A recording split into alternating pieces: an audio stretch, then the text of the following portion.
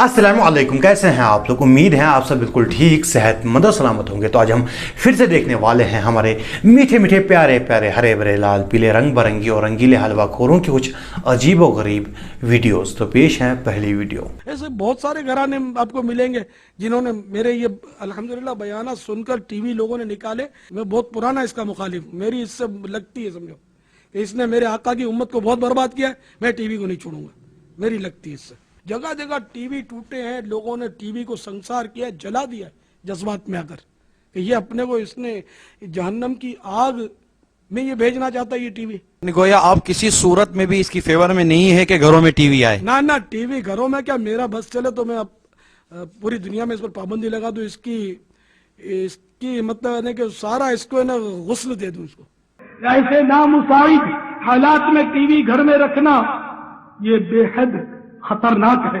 अगर आपके घर में हो भी तो फौरी तौर पर इसको निकाल देना जरूरी है। मैं टीवी का कली मुखालिफ था, आज भी मुखालिफ और खिलाफ बोल रहा हूँ। एक वक्त ऐसा भी गुजरा है जब इलियास कादरी साहब की टीवी और कैमरा से नहीं बनती थी। टीवी और कैमरा से उनकी ऐसी दुश्मनी थी जैसे आजकल उनकी अकल से दुश्मनी है। वैसे भी हलवाखोरों के यहाँ अकल का अकाल पड़ा हुआ है। अकल जो है उनके यहाँ नायाब हो चुकी हैं। अगर हम ढूंढने निकले तो शायद 1000-2000 हलवाखोरों में शायद 1-2 के पास ही अकल मिल जाए, वो भी राई के दाने जितनी। खैर, हमारा टॉपिक जो है वो हलवाखोरों की अकल नहीं है बल्कि टीवी है।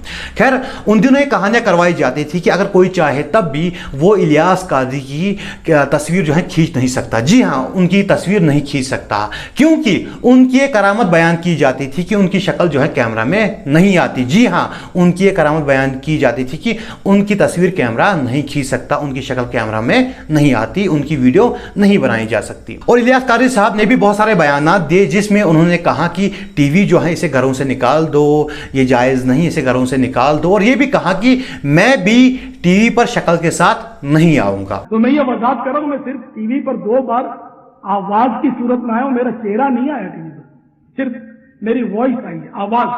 तो इस पर अगर किसी को गलतफहमी है कि मैं टीवी पर आ गया, तो मैं टीवी पर नहीं आया हूं, मेरी आवाज आई है। और आइंदा भी चेहरे के साथ मेरा टीवी पर आने का कोई इरादा नहीं है। अल्हम्दुलिल्लाह, मैं टीवी का कली मुखालिफ था, आज भी मुखालिफ और खिलाफ बोल रहा हूं और इंशाअल्लाह मरते दम तक टीवी का मुखालिफ रहूंगा, लेकिन टीवी ने मेरे महबूब की उम्मत को तबाह बर्बाद कर दिया है। लेकिन फिर आहिस्ता आहिस्ता कादरी साहब ने थूक के चाटना शुरू कर दिया। कल तक जो शख्स ये कहता था कि मैं टीवी पर नहीं आऊंगा, उसको कैमरा और टीवी का ऐसा नशा लगा कि अब वो कैमरा और टीवी के सामने से हट ही नहीं रहा है।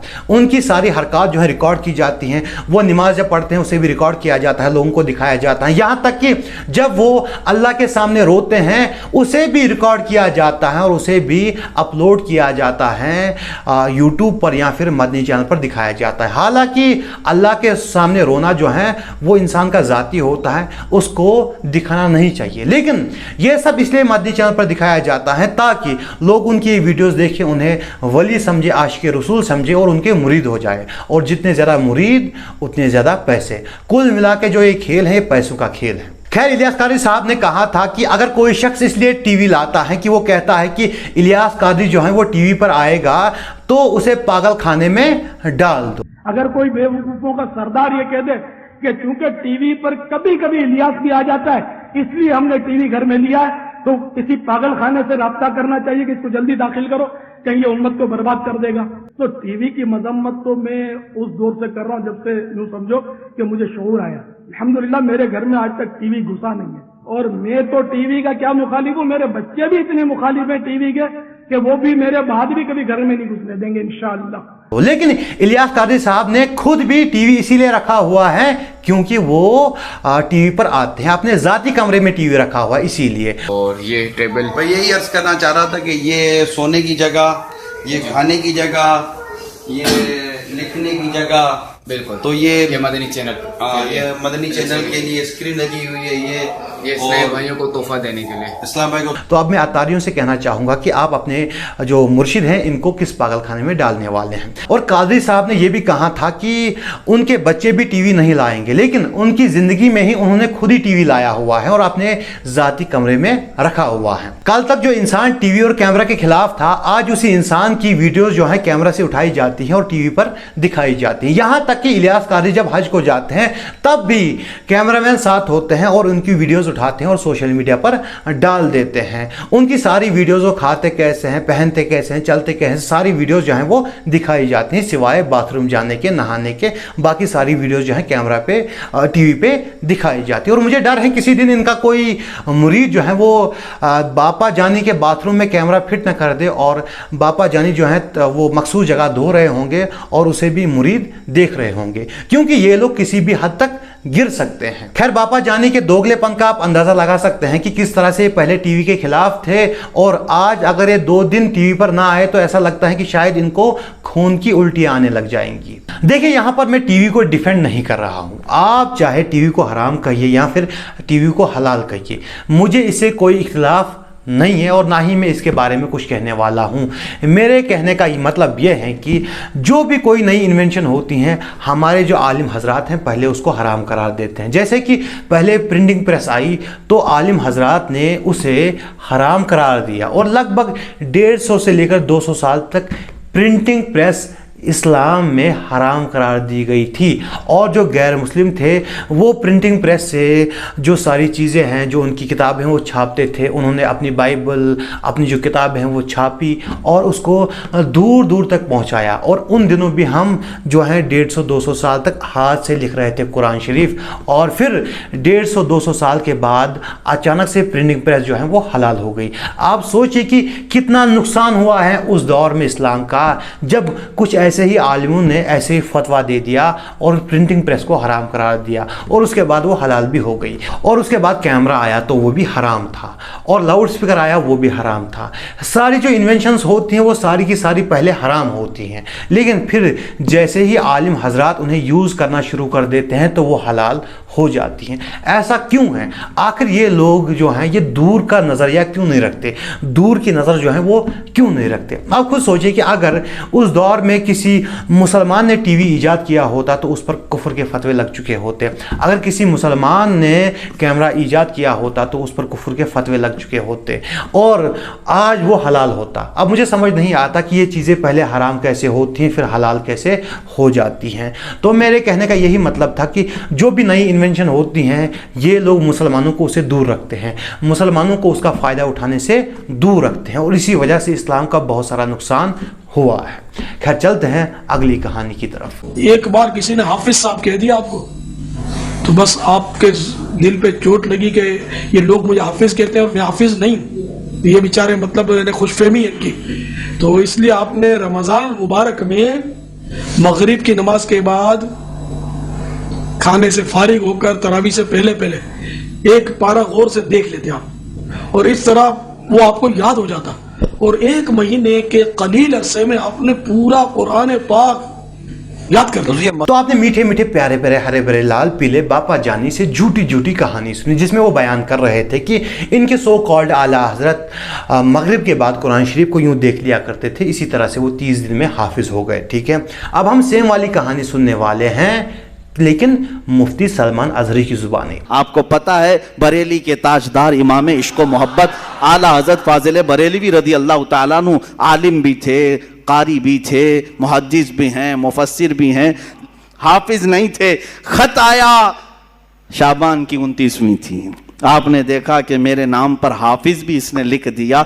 लोग अगर मेरे बारे में गुमान करते हैं कि मैं हाफिज हूं तो क्यों ना हिफ्ज शुरू करूं। फरमाते हैं कि रोजाना फिर आपने कुरान उठाया और फजर के बाद तिलावत शुरू करते, एक पारा तिलावत करते बल्कि याद करके रात को तरावी में सुना देते।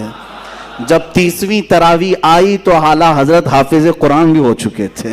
अब सलमान अजहरी भाई साहब ने सेम सी कहानी सुनाई, लेकिन उन्होंने जो वक्त बयान किया वो फजर का वक्त था, वो मगरिब के बाद का वक्त नहीं था बल्कि फजर का वक्त था। अब यहाँ पर कंफ्यूजन क्रिएट होती है कि भाई आखिर वो वक्त कौन सा था। अब हमने सेम कहानी दो बंदों की ज़ुबानी सुनी और उन्होंने दो मुख्तलिफ रिजल्ट दिए हमें, उन्होंने दो मुख्तलिफ टाइमिंग दी हमें। अब हम फिर से यही कहानी सुनने वाले हैं और एक हलवाखोर की ज़ुबानी। 30वां दिन अम्मा यतसालून, एक बार पढ़ा जाके तरावी पढ़ाया, उनके पढ़ने के टाइम को जोड़ा गया तो तखमीनन 7 घंटे में हाफिज कुरान बनने वाला कोई और नहीं, 10 शव्वाल 1272 हिजरी 14 जून 1856 ईस्वी में नकी अली खां की पीठ से तसर्रुफात की करवटें लेता हुआ बरेली की धरती पर सुन्नियत की आन बान शान इमाम अहमद रजा खान की जात। हम पहले ही बहुत कंफ्यूज थे, पहले ही हमें इलियास कादरी ने और सलमान अजहरी भाई साहब ने बहुत कंफ्यूज कर दिया था। अब ये वाले भाई साहब आए हैं, ये कह रहे हैं कि अगर सेम कहानी सुनाई लेकिन उसके बाद कहा कि अगर उस वक्त को जोड़ा जाए तो 7 घंटे बनते हैं। ठीक है, अब हम फिर से यही कहानी सुनने वाले हैं लेकिन और एक हलवाखोर की जुबानी। आला हजरत पूरा 1.5 घंटा याद करते थे तो कहा नहीं, मैंने पूछा कितनी देर याद करते थे, बोला 10 मिनट। जब 10 मिनट को जोड़े तो पता चलेगा मेरे प्यारो कि वो इमाम अहमद रजा है जिसने 1 महीने में हिफ्ज किया है, वो इमाम अहमद रजा है जिसने 45 घंटे में हाफिज कुरान हो गया है, और वो इमाम अहमद रजा है जो 10 घंटे में हाफिज कुरान हो गया है। अब यहाँ पर ये भाई साहब कह रहे हैं कि 10 घंटे बनते हैं। अब आप देख सकते हैं कि हमने एक कहानी 4 बंदों की जुबानी सुनी और 4 अलग मुख्तलिफ हमें रिजल्ट मिले। ये तो कल की बात है क्योंकि इनके आला हजरत भाई साहब जो थे, सो कॉल्ड आला हजरत जो थे, वो 1921 में लगभग उनकी वफात हुई। कल की कहानी है ये, और उसमें भी इन लोगों को इतनी कन्फ्यूजन है। आप खुद सोच लीजिए कि जो इनके बुजुर्ग जो हैं, जो लगभग 1000 साल 800 साल 700 साल पहले जिनकी वफात हो चुकी हैं, उनकी कहानियों में इन लोगों ने क्या क्या जोड़ा होगा। आप देख सकते हैं कि 100 साल पुरानी कहानी है जिसमें इनको इतनी कन्फ्यूजन हो चुकी हैं और 4 बंदे 4 मुख्तलिफ कहानियां सुना रहे हैं। और जो आखिरी वाले हजरत थे जिन्होंने हमें 10 घंटे बताया, तो उनकी कहानी के साथ साथ उनका दिमाग भी खराब था और उनकी मैथ भी कमज़ोर थी, क्योंकि उन्होंने कहा कि उनके आला हजरत हर दिन 10 मिनट पढ़ते थे। अगर हर दिन 10 मिनट पढ़ते थे तो फिर एक महीने में वो 300 मिनट बनते हैं, और 300 मिनट जो होते हैं वो 5 ही घंटे होते हैं। तो भी वो भाई साहब अगर कहानियों के बजाय मैथ पर फोकस करते तो शायद आज उनको इतनी जिल्लत का सामना नहीं करना पड़ता। खैर, चलते हैं अगली कहानी की तरफ। वो एक शख्स का बेटा देख ही नहीं पाता था, वो लेके ना अपने बच्चे को बरेली शरीफ आ गया, ताजुश शरिया की बारगाह में, दुआ फरमा दे, बच्चा देख नहीं पाता।